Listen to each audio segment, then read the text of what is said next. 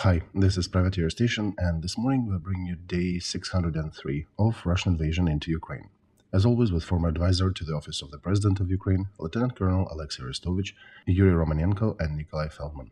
In this stream, they're talking about mobilization effort in Ukraine, Russian attitudes to Ukraine and to Israel, and of course they pay attention to what is unfolding down in the land of Gaza. Thank you, Bill, for your super thanks. Thank you, dear members. Please continue sharing and clicking the like button. This is super important for us.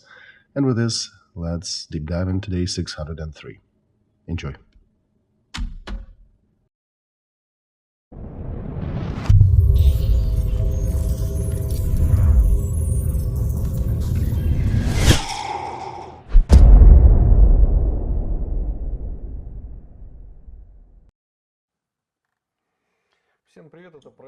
Hello everybody, this is Project Alpha. My name is Nikolai Feldman, and you're watching War Diary live stream with Alexey Arestovych and Yuri Romanenko. Good evening, gentlemen. Finally, we're all together. Good evening, everybody.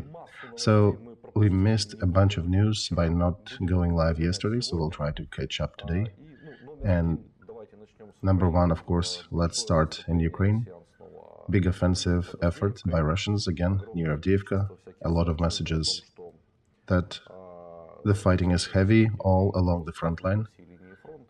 And Ukraine also used long-range ATACMS missiles for the first time that, as Newsweek posts,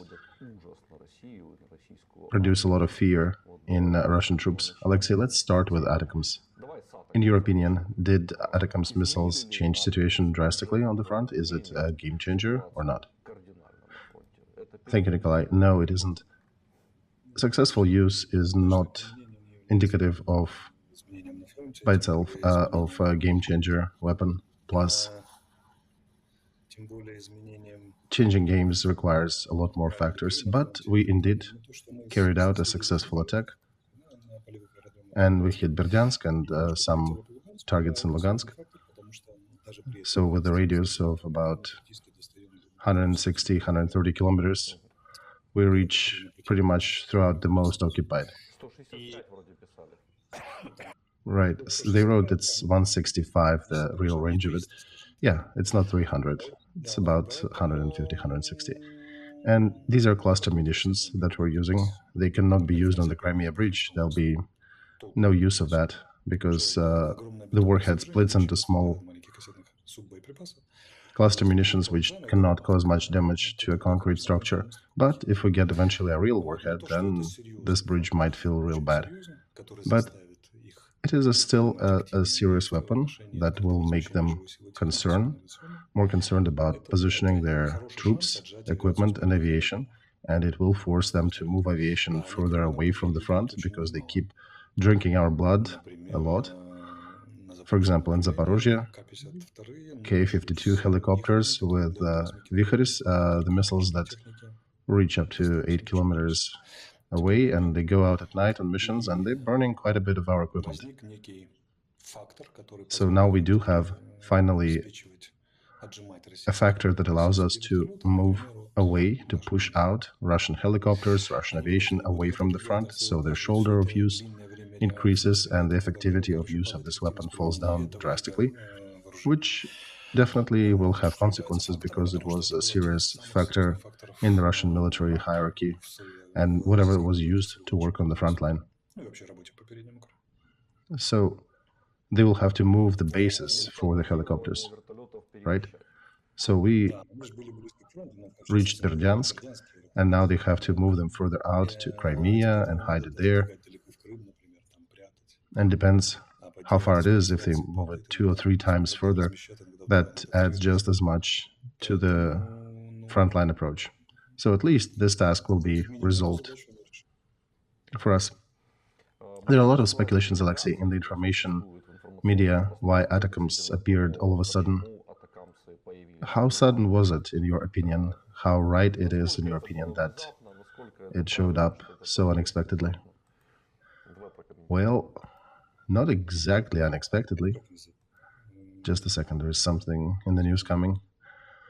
Yeah, ATACMS, there were a lot of negotiations, even before with Reznik, our previous Minister of Defense. Everything that was agreed upon in summer finally led to their appearance. Yeah, and there were a lot of conversations when they will appear. What I liked about this appearance is that they were used first, and then we declared that we have them. That's how new weapons should be appearing on the front. It's not going. It's better not to announce everything like, "Hey, this is coming. It is in a wagon. It's on the railroad. It'll be next week, and then tomorrow we'll use it, and then we use it." This is the wrong approach. So this way, I like it better. Yeah. Minister of Foreign Affairs Kuleba said that we're expecting more of these ATACMS, including the 300-mile radius ones. Can we give a gauge to his statement? Nikolai, it's curious. I come at it from a different angle. When Minister of Foreign Affairs comments on Defense Ministry, and Defense Ministry is commenting Foreign Affairs, our usual Defense Ministry doesn't comment on the Foreign Affairs, and vice versa. There are maybe a couple incidents. In Russia, it's a common occurrence where one ministry is talking about the rest, when military are talking about diplomacy, and diplomacy is talking about military. I suggest they stick to their guns, and military should be announcing military events. Foreign affairs should be talking about foreign affairs. Because when the statement says they'll be endlessly supplying us, I have questions, starting with, are our partners ready to statements like that? Maybe they are ready to provide us these supplies in perpetuity, but were they ready for us to tell that? What's the difference between a chess player and a diplomat? Chess player is thinking how to win, diplomat is thinking to win or to lose. It's okay if they're supplying, and diplomats might have said something, but I'm always thinking, what if not? What if something changes? What if we change with our statements some of these aspects? So I'm not a fan. Borislav Bereza wrote a post that there were 3 Russian columns taking our positions near Avdiivka, and we supposedly burnt 97 armored vehicles of different kinds in that part of the front. Zaluzhny also visited that front, so it was somewhat a good coincidence, a symbol of our defense visiting. And he showed up in that significant, the hottest point on the front, probably. What's happening there? Offensive near Avdiivka is going on for the 6th day. They keep making attempts. They tried in the south, tried in the north. They brought more reserves in the north, and they have a little bit of success in the north, so they're trying to expand on that offensive. This is unprecedented for probably a year and a half, a year and something, of Russian resource concentration. Maybe not comparing to Bakhmut, but still. It's probably one of the strongest statements they're trying to push through during the last year, and they're trying to continue their motion in the north. At the same time, Avdiivka is one of the most serious defense lines that we have on the front.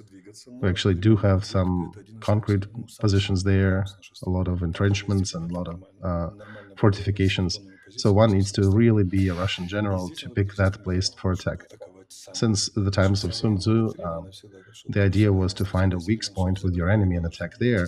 Russian doctrine somehow picked the strongest and decided to attack that. And I suspect maybe they're thinking that if they destroy the stronghold, it'll be much easier to fight everywhere else. But the cost of that attack is horrible for them. So it's difficult to justify that madness. Maybe their strategy is to basically waste their efforts at this stronghold and then come back and report to Putin that, no, we can't fight anymore, we're done. And indeed, we're watching the events unfolding there. In these 6 days, we're getting to over 100 Russian armored vehicles and tanks destroyed there. To remind our viewers, Russian recovery services are storing maybe 300 to 400 tanks a year from storage. Here, in just 1 week, we burnt over 100. So and they don't produce many either. So altogether, if they waste in a week about a year normal production, even Russia cannot afford itself to fight like this. I don't know how much resources we have for offensive, but defense is always ruling in our situation. because then we're solving a real task that we have. We need to keep destroying them faster than they can refit and bring more resources to the front. Today they also wrote that we have some success near Verbove. Indeed, we have some. Verbove. We are continuing our offensive there, despite that Russian military is rushing at us in counterattack efforts, trying to stop us. That's the only way they know how to try to stop. And they keep waging counterattacks, even still on the left and on the right, on the flanks. But regardless, our troops continuing motion forward. And I can tell you that some of the Russian evil tongues and so-called war correspondents mentioned that the front moved by 1.5 kilometers, and according to some parameters, it's a very serious achievement by our troops, so they're trying to push us back and take this territory back. We'll see how it goes. Unfortunately, they still have 2 commanding heights in this area that we have not resolved yet, so our motion forward is still somewhat slow, and this 1.5 kilometers comes as a surprise. So we'll see if our command will be able to continue and what we'll do there. And as for Zavetno Bazhanne to the east, here the front came to motion. Before that, there were some tactical skirmishes, and now Russia brought more resources here, and they're trying to wage some counterattacks, trying to hit our positions. See, you can see more diamonds here, and they're attacking our front line. They're failing for now, and after a rather long period of quietness, they're definitely coming alive here.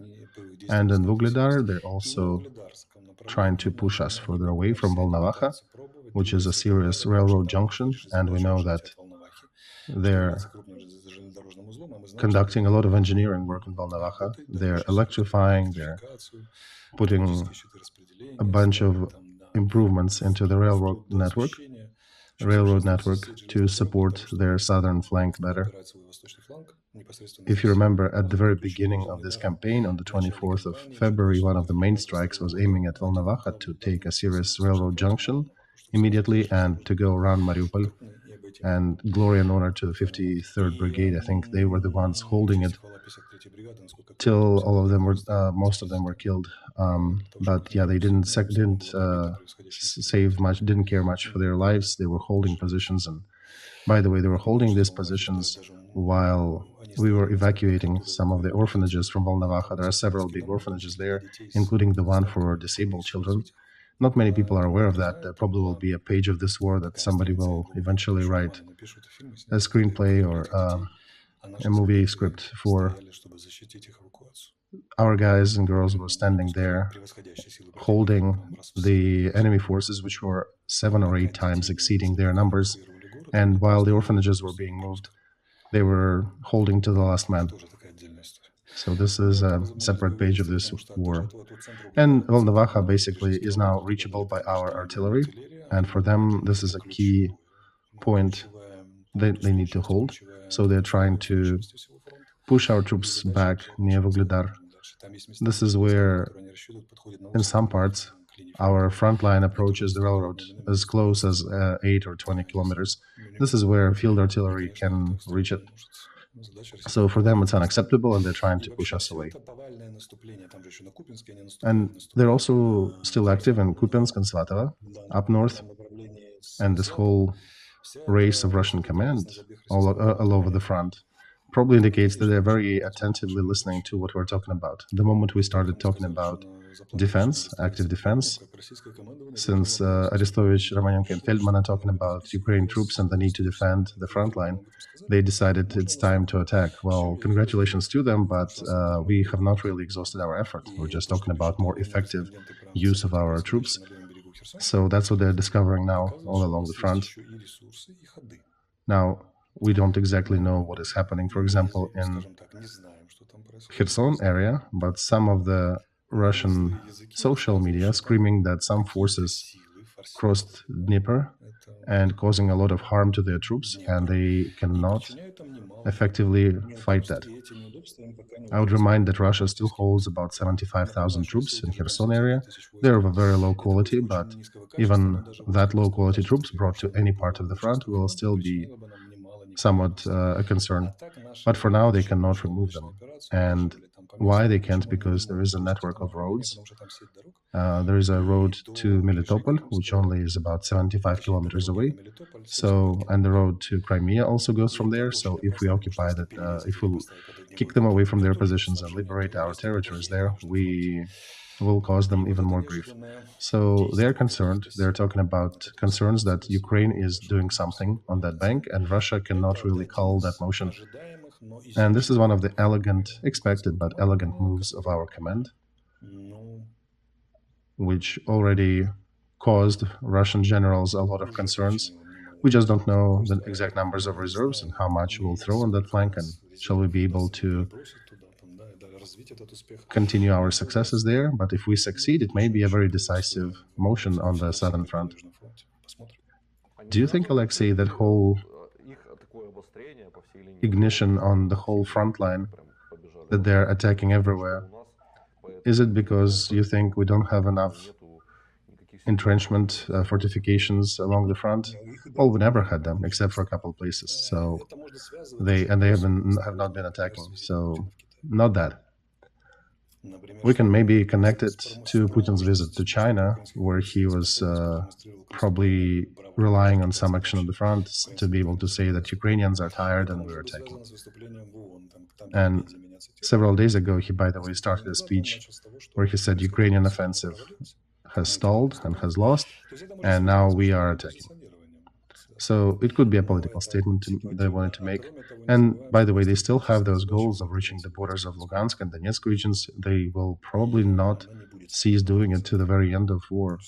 And it is the weak spot of their strategy. Because when, historically, 1870, when Germany took Alsace and Lotharingia from France, somebody of the great people said that now we know what French politics will be about for dozens of years to come, to return these two regions back. So French politics stopped being flexible. Same thing with Russians. Whatever they're doing, we know that in the near future, Putin will continue trying to capture these territories any way possible. They're trying all weird and stupid ways of doing it, and we're helping them to waste their resources doing so. One of the symbols of Russian world, so-called terrorist Babai, is liquidated. He was the one who was capturing Kramatorsk in 2014, and you actually were witnessing that, and you wrote a big post about it today, right? It's interesting to remind our viewers that maybe of events, how it was before, how did you come to know him? And I always had a question to you that I wanted to ask. Any of those generals whom you talked to back then, whom you suggested to take the city back in 2014, were there any who generally agreed with your suggestion? Nikolai, I have not seen all those generals. I was communicating with the interface, because we had, at the airport, we had our Alpha, our Intel, Special Forces, and there was a bunch of very well-trained troops. And this was a time of very weak responses by Ukraine, very similar to the ones that led to Russia capturing the Crimea. And if you watch some of the videos I showed at that time, when I actually brought 6 cars of volunteer support and supplies to the occupied airport. And what was happening there is that there was an entrance to the airport, there was an alley, and they were staging local grandmas whom they were firing up and replacing every 15 minutes. And there was one of the generals, one of their deputies, who was trying to address local people and their concerns, and these local grandmas were screaming at him, saying, "Murderers, what are you doing here?" And that was the time when Ukrainian military was very demoralized. 25th Brigade, remember, they surrendered without much fighting, and Kramatorsk was not captured. There were some Russian troops pushing back, pretending to be local resistance. And I did talk to the general and say, hey, you probably will have a cardiac arrest in another hour if you continue talking to them like this and holding off. Perhaps, and he was like, what can I do? So I suggested, first of all, find somebody better, a woman who can talk to women better than you do, and who can probably somebody to do a little more bureaucracy so they can actually record all complaints and grievances, so they could provide attention, address every concern, put medical point nearby, so if somebody feels bad, they can take care of her and give her warm tea and some medical aid. Because see those guys over there in those vehicles? They keep arranging these grandmas and throwing at you, and you've been fighting them off for about an hour without any use. So they're trolling you here. And then later, somebody, you saw in the video, one of those videos, there were several cars that came to Kramatorsk with some troops, some of the Russian troops dressed as local insurgents. There was some administrative building, probably citizens of Kramatorsk can comment what was it. And I couldn't already be there in person filming that. It was a bit dangerous for me to work in the crowd. I was driving and I was standing a little bit away. But a friend of mine was down there with a camera. He shot this video, and you can see 3 buses with Babai and his goons with guns coming to downtown and capturing some of the administrative buildings. And people didn't know how to react. You could see all that loss that they were at with. In the meantime, I drove back to the generals and talked to them and said, hey, I know the road. They only have 3 buses. There may be 40 of them. You have 400 trained troops here. It's easy for us to go and finish them off right now and kick them out. They decided to convene, to consult each other. So they were consulting for a few hours, and then they decided that they'll be waiting for Turchinov, etc., commands from Kiev. And it, again, went in the unfavorable scenario.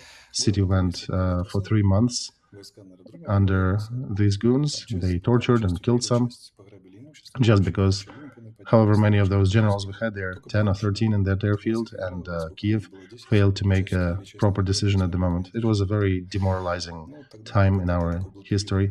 I was looking at our army at that time, and I was thinking that I'm not going to join that army.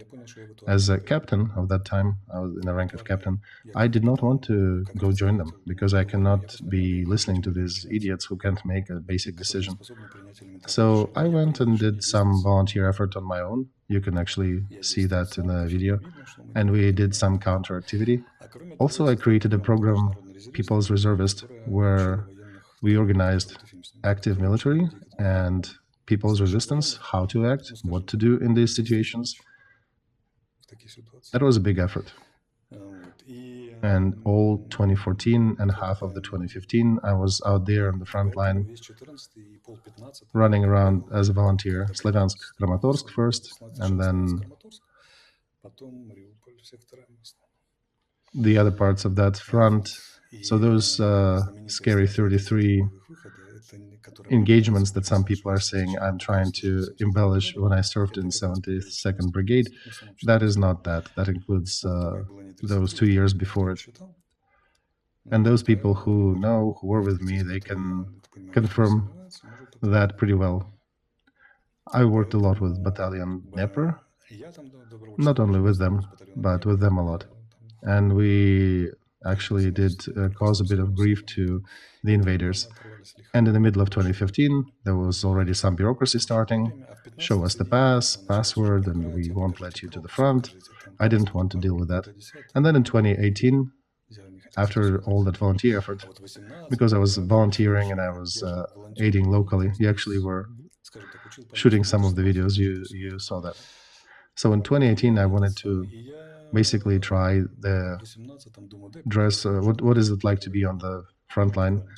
And that's when I went to to the 72nd Brigade.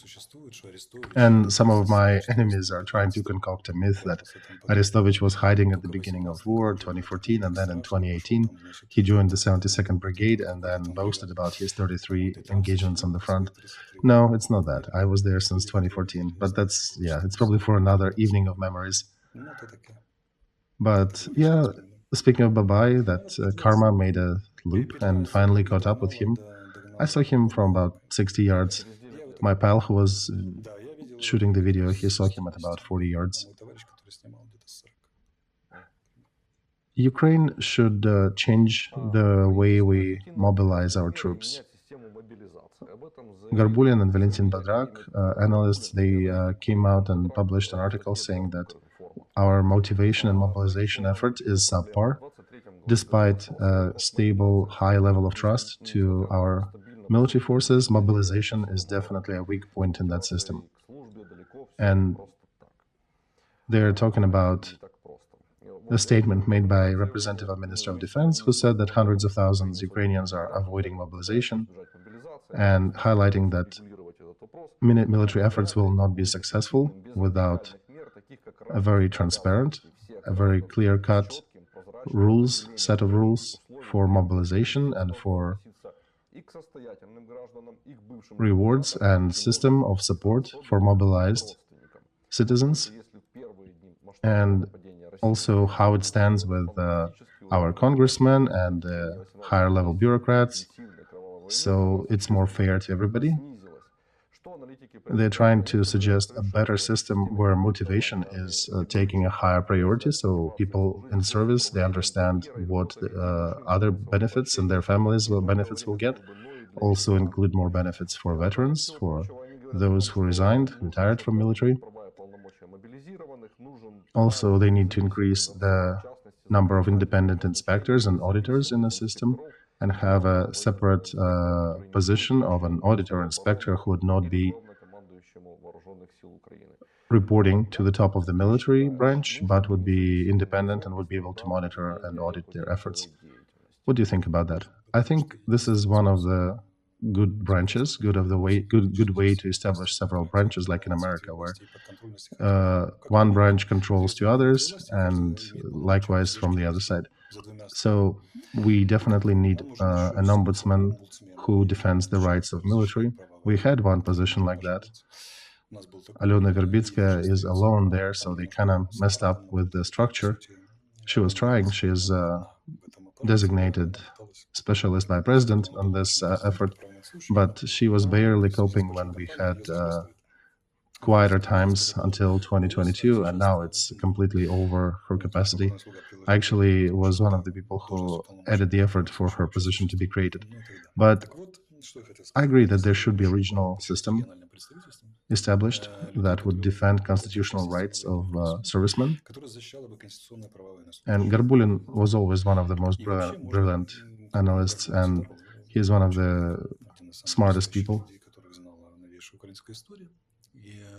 that we know, and he gave a good base to that effort. I can probably add 10 more points to it, but he comes with a very good, solid suggestion.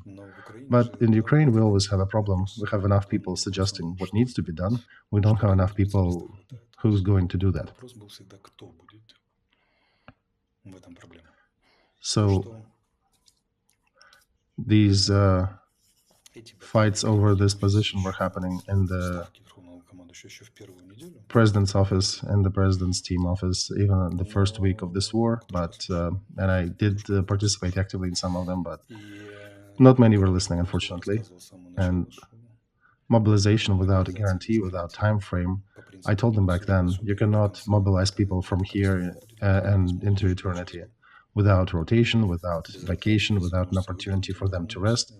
When I was trying to push for the line of orders and rewards for military, because we have very few, and now they're just waking up to maybe do that.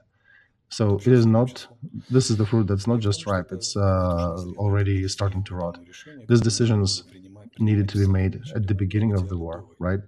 But even at the 18th month of war, it's still good to take them. Still, they're not being taken. And Garbulin took a good position. He'll cause a public discussion, and will it transfer into public pressure onto the government? That's a big question, because we unfortunately came up with, our bureaucrats came up with a weird system of how to dispel all these pressure attempts from public. First is that you're a Moscow agent, and second, don't rock the boat, especially during war times. So that allows them, excuses them from doing anything.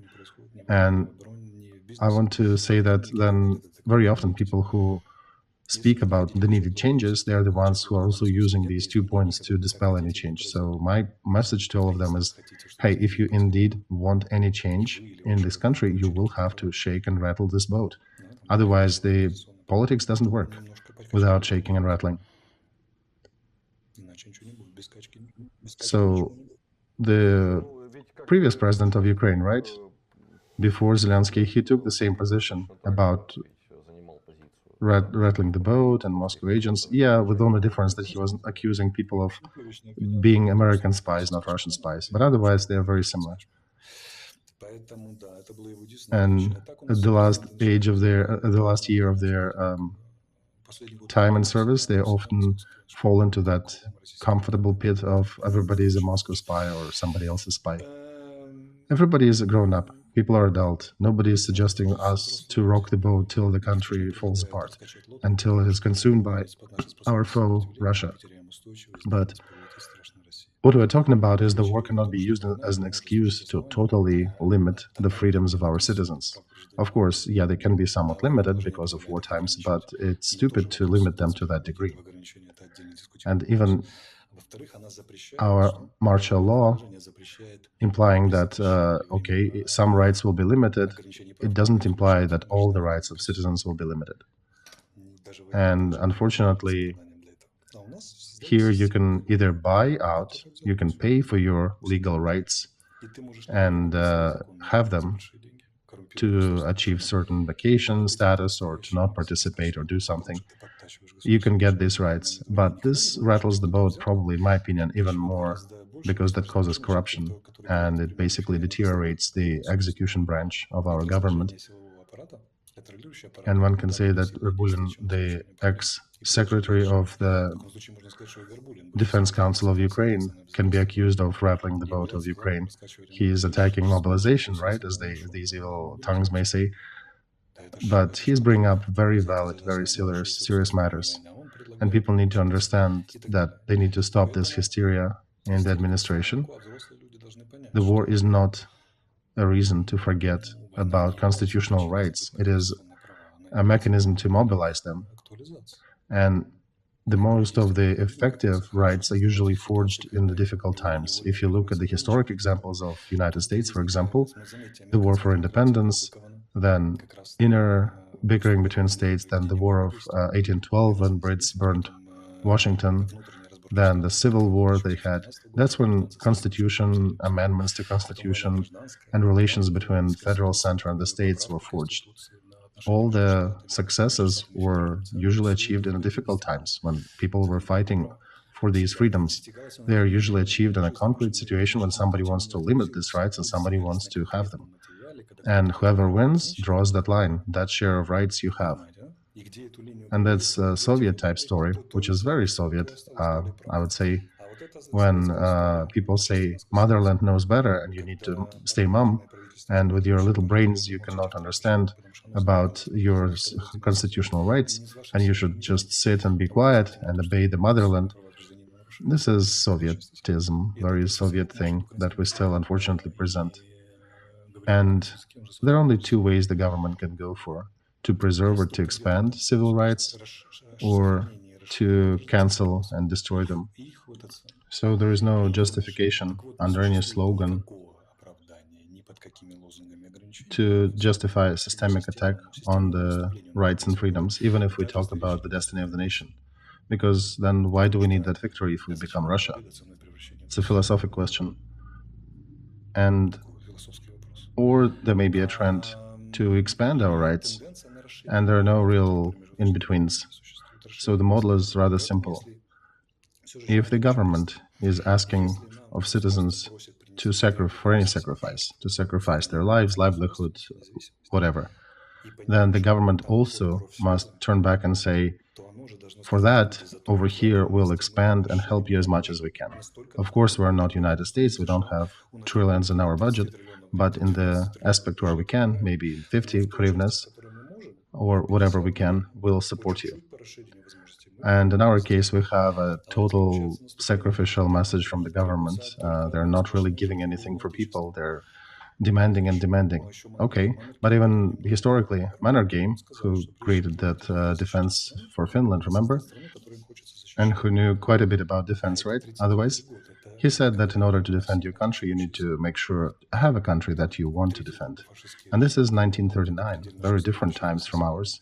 A third of Europe were fascist regimes where they treat their people rather harshly.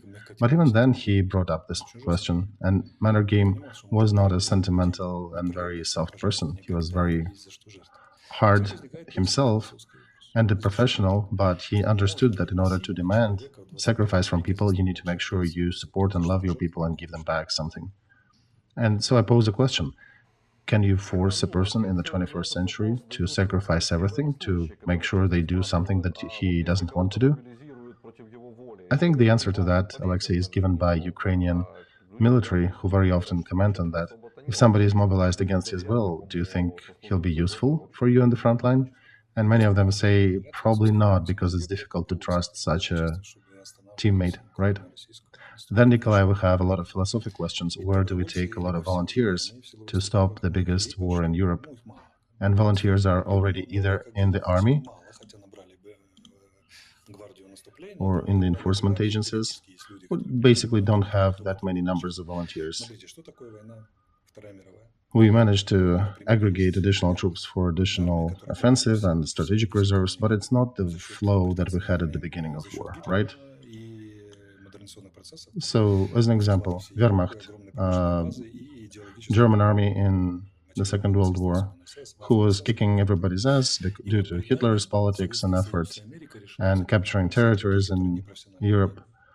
And they had very motivated troops like Waffen SS and the like.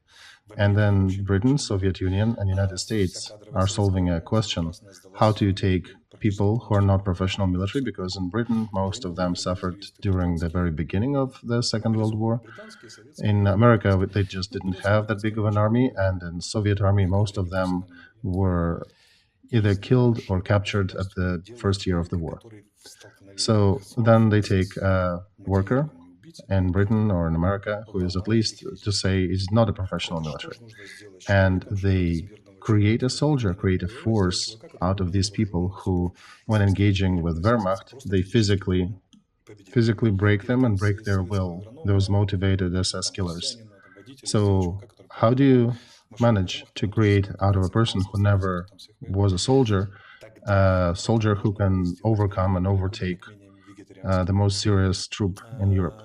Or take a Russian agriculture worker and turn him into that force. So back then they could do that.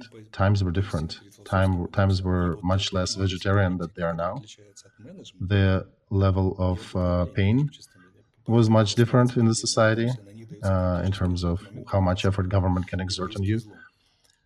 And now we're in a different time frame, in a different society. And this is what politics need to answer. Because right now we're going through biblical change times, basically, and we need to resolve a matter of how do and where do we find people who can go to the trenches and fight Wagner in those trenches when you shoot at each other in like 5 yards away. All these fights and groves that you see on the videos. Because usually mobilized, a guy, a girl who never wanted to be in the army, we need to manage somehow to make a very effective fighter out of them. Somebody who can fight the zombie waves in a close quarter fight. And then we have a question. As a government system, do we have enough resource to do what Stalin did back in the Soviet Union, what Churchill did in Britain, or Roosevelt did in America? Or Americans when they built their own troops who managed to fight successfully with Japanese. Japanese were vicious. And in hand-to-hand combat, that was not a fancy proposition to any army. But, right, they still managed to. Do we have enough organization? Do we have enough force and knowledge to convert civilians who very often do not even want to be mobilized or hide from mobilization, to convert them into very well-motivated troops who can resist and who can overcome Russian paratroopers, Russian Wagners? My answer is probably leaning towards a negative answer to this. Do we have it or do we not? Because as a country, as a system, we are not there yet. I would quote Yuri Romanenko, one of the great thinkers of our times, that will save as much territory as our organizational effort will allow us to. And I want to say that our current level would not allow us to not only get to the borders of 91, or even to hold or take back what Russia took away from us, until we change things. And Garbulin is putting the right questions. We need to modernize the system. If we want to take our territories back, we need to change the way how we work with people. And he's suggesting concrete steps in the most sensitive branch of mobilization effort. And then one can widen this view and say, where else do we need these modifications to achieve our goals? Because this is our constitutional responsibility to restore these borders. There are no qualms about that, but we must and we can. There is a big gap between that. And if we do nothing, if we do not address these pain points, I don't think we'll succeed. I would say that even by the summer of 22, in the presidential office, we had numbers that 3,600,000 Ukrainian men were avoiding mobilization. They were still in the territory, they changed their location where they reside, and they refused to get on the draft point rosters and refused to communicate. So that's the situation. I also wanted to bring a positive example, Alexey, on the backdrop of what's happening with recruitment effort. We talked about the 3rd Brigade before. I went to their website and I saw that they're doing recruitment at least in 3 different cities. They also have special monetary fundraising for their needs, and we're actually trying to help them. At the bottom of the description of the video, we have the links to them, because I think this is the only brigade that is so actively doing their recruitment work themselves and doing their own fundraising. So we're deciding to help them a little, and under the stream there'll be a link to that. They're not the only ones, Nikolai. Azov was doing that too. The 12th is doing that too. Each brigade, 47th was doing it too. I would remind our viewers that in the West, there are special accounts and special rights all the way down to companies. So they can do fundraising and some recruitment effort. And by the way, in the 3rd Brigade, there are a lot of mobilized. It's not just volunteers, it also has mobilized troops there, and there's a nuance. But they have a good core structure that allows them to do these actions and to train their troops to achieve the goals on the front. 5th Brigade is also good. It's a very stable one, which is showing a very high level of... 80th Mobile Brigade is also famous for that. They have been increasing their quality for the last 10 years, not dropping it. Usually when you change the commander, the quality of the troop may go either low or above. It usually fluctuates. It's difficult, right? Very often it drops when you change the commander, but they somehow managed to maintain and sustain a very high level of training. And we have other examples. Unfortunately, some of them started well and then went down, or the ones who started pretty low and then turned to be very well trained and very successful in the front. These are that example with pants that are always trying to fall, and you need to keep trying to pull them up. Speaking of practice and motivation. But attracting and recruiting, these are very important steps indeed. Remember, there was a lot of discussion in our society about police brigades, that people were resisting and laughing at and saying, well, police is different. They were calling them plastic police, right? And yeah, these guys are actually very effective on the front. They managed to gather more people to train them, and they're now there carrying out all these efforts. So you cannot discard volunteer effort completely. But the fact is that most people who were ready to go to the army are already there. And we will have volunteers to the end of war, regardless of how long it lasts, but we won't have them en masse as we had in the first weeks of this war. So we need to change the system of mobilization, system of benefits, system of positive and negative motivations in order to get volunteers again in significant numbers. Until then, we have to continue mobilizing and to at least bring down the threshold of their resistance, right? Like the military comes out with the slogans and the videos that they do, prove that you're a man, that you can defend your home, your family, but we also need to emphasize on the benefit side of it. How long it took our country to start giving vacations and time off for the military, a whole year of active fighting, till they finally got some time off. And now apparently we're finally getting to the point that, oh, the military officer or soldier can travel abroad if they write proper papers, go through all the bureaucracies, but theoretically they can now visit their family if they move to Poland, can see his wife and kids there. And then my question again is, how can you keep people in cages? Those people who are fighting for you and sacrificing their everything for you, you cannot keep them in cages, because you're basically getting somebody on the street and telling him, you have to go now and die for us as the country. It's the basics of management. If you have a super difficult task, you need to provide everything for that person to fulfill that. This is 93rd article of our military regulations, as far as I remember, but you basically need to provide with the resources to fulfill this task. You cannot just tell him, go dig the trench. You need to give a shovel, give a dress, give food, give shelter, the whole system on all the aspects of positioning, of benefits. They need to be there. If they are to sacrifice their lives for achieving the most difficult goals, our society needs to, and the government needs to take care of their family, needs to take care of his close ones. We're not the rich country, right? We're living on the Western donations right now, but we still have a little bit to spend there. And we can ask our allies to help a little if we have a clear through system. And we can show that, trust me, people will respect that if they understand that we cannot give too much. We're not America, we're not that rich, but we at least have the right attitude, the right human-like attitude to the soldiers. And there are a lot of problems there, like people cannot get their military specialty, right? They were trained for one and they were being thrown to do something else, and they cannot transfer to get their to do something that they know how to. Or when people want to transfer to a different detachment because his friends are there or any other reason, and the moment you start this process, you become almost the most vicious enemy of your commander, who may actually send you to basically your death out in the front because he doesn't like you anymore. So a lot of wrongdoings here and there, and we need to start at different levels here. We need to work in a complex. We need to make sure there are new laws being taken, the bureaucracy is under control, that there are people checking how the system works. And I think, yeah, you guys had a stream a day before yesterday when somebody said that Ukrainian military is not an army yet. They still have to grow to become a proper Western army. And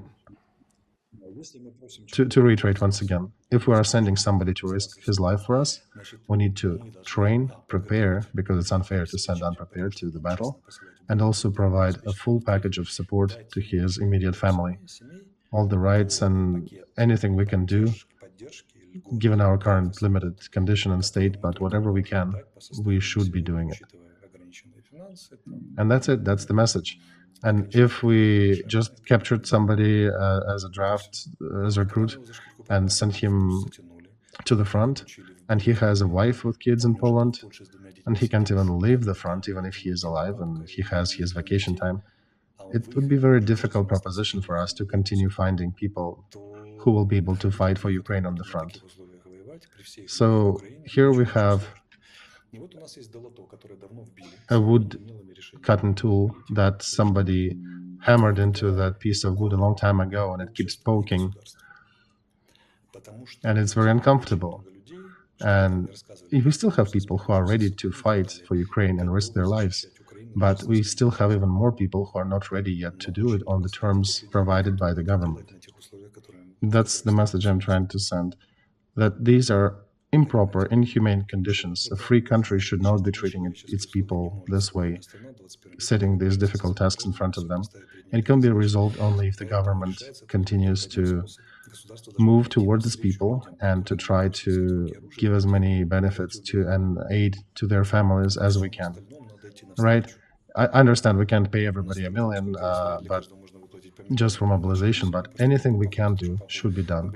And we should be looking for new opportunities. And I'm 101% sure that if you actually provide a very proper written out system of motivation, they actually would include that in those support funds that they're giving to Ukraine, because they're also interested in us having a strong military, being able to defend ourselves. And these decisions were needed to be made in the first 6 weeks of this war, when we started to understand that this war is going to be protracted. It won't be like Chinese war in Vietnam. After 6 weeks, they figured they can't and they withdrew. But here, when Turkey agreement, the Istanbul agreements fell through, and Putin decided to go on the long track, and that's when we should have changed mobilization system. That's when we should have changed things. Because we like to compare ourselves with Israel, but in Israel, they have 130% volunteers going to recruitment points. They don't have enough positions in the army. There are a lot of tankers without tanks because they just don't have enough positions there. So we are not in this condition. Let's go here. That's a good segue to Israel, right? We have our own recruitment levels of people presenting themselves when we call upon them. We shouldn't disclose that, even though some people in the military already did. This is one of the main tasks we need to address. And the last two sentences about this matter. We shouldn't have interaction with the government causing harm, causing hurt to our citizens on a normal way. And during the war times, we shouldn't be feared of our government. You cannot defend your country from the point of fear. You can defend your country from the point of love, where you love your family, where you love your home, your friends, and you go to defend them. It's very simple. All right, since we touched upon Israel, and I'll bring a very interesting quote here. Leader of the liberal wing of ruling party Likud attacked Russia very aggressively in his statement, and he made a statement in the English language stream of Russia Today. He said that we'll remember what Russia did here in Israel with Hamas, and we will support Ukraine, and we'll do an effort to make sure Ukraine wins, and we'll make sure they pay the price, those who ignited this fight. So listen to me attentively. We'll finish with our terrorists here, and then we'll come and help Ukraine to make sure that you pay for what you've done here. So how would you characterize what's happening in Israel right now? Because it's obvious, especially after the Blinken visit, the way he keeps traveling in the Middle East countries, Biden's visit, and all the statements that come from Israel, one can see that Israel is trying to not get in the Gaza trap. Or, how to put it better, Andrusov in our stream said that Israel needs to make a statement that it's very important to organize everything, every detail, because every spontaneous effort without much thinking through will only lead to a catastrophe, and Israel will get a much worse situation on their hands. So what do you see there? They cannot not do ground operation, Yuri, because it'll be a frustration of such a scale that there'll be a question of how Israel will exist after this. They're finishing their deployment, and they will start the action in the nearest future, in my opinion. Speaking of the trap, we understand that Israel is definitely in a political trap. It's very like Maidan, as you compared it, where the stakes are getting higher and higher, and Israel commanding system is failing to react in time, and they can see that they are being played, not they are playing it. And this is a big problem. And partly it needs to be resolved in a way by ground operation that they handle it, so then at least they'll capture some initiative back, because otherwise it's Void's loop, and they need to make sure they keep catching with the enemy's action, and they likely will fail to, even if you have a preset answers to that, so your enemy will be guiding you to the trap that they set for you. Some Israeli experts, David Gendelman, who should be listened to, he said that the war is a political action. And the further, of course, we need to deploy the army, prepare the theater, get the reservists, but the longer we protract that, the lesser there is an understanding, even between those whom we are going to punish, what are they going to be punished for? And you cannot slow walk that. Because the horror happened on the 7th, on the 8th and 9th, we were still catching and killing the remnants of those invaders. Today is what, 18th? 19th? It's been 2 weeks almost, right? Where's the answer? So we have one extreme where politicians are dictating a lot to what military can do, and they have another extreme where they gave carte blanche to the military and they're saying, well, we're going to finish the full deployment. The thing is, by the time they finish the full deployment, some people will forget what was the reason. And they also give time for enemy to do their provocations, to improvise that as if attack on a hospital, and they cause even their allies to start going around in Middle East trying to stabilize the situation. This is not a good story. Even Sun Tzu said back in the day that war needs to be fast. It doesn't like protraction. Israel needs to recapture initiative, and the only way to do that would be to begin the ground operation. They need to be fast and very effective. I hope they will start in the nearest future. Otherwise, situation will only get worse, in my opinion. They, for now, gave away the initiative, and they will have to pay the price for that. They already are paying the price for that. And to talk about the Israel and about their statement, their attitude towards Russia is definitely drastically changing. They attacked Netanyahu before that he was Putin's pal, and that he was balancing. The main line of Israel was to balance between the interests of the United States and the politics of Russia. And people are remembering Netanyahu's visit to Mausoleum in Moscow with that orange-black ribbon that indicates support to Putin. And there were not really pro-Russian people in Israeli politics, but there were people who preferred to keep balance. And now they're seeing that their tanks are being shot with Korean anti-tank devices. They understand that Moscow definitely partook in preparing Hamas, and Iran was also is funding Hezbollah. So that rhetoric is changing now. They see that there is definite axis of evil, so to say, is being formed. And many Israelis are talking now about, indeed, Putin and Russia will have to pay for what has happened. They will not make it a public and political statement out of this, official country statement out of this. They can discuss it internally, but they'll find a way to harm Putin for this involvement in this horrible attack. Indeed, they're not famous for making loud statements about things, but they always find ways to resolve their issues. And their Minister of Defense actually had to go there and be there at the front with his troops and try to somehow get their morale back together, to tell them that soon they'll have an order. Just hang on tight. It'll be happening soon. Yeah, he's making a big mistake there. You cannot mobilize people and keep them waiting for 12 days in the field. This is a colossal mistake.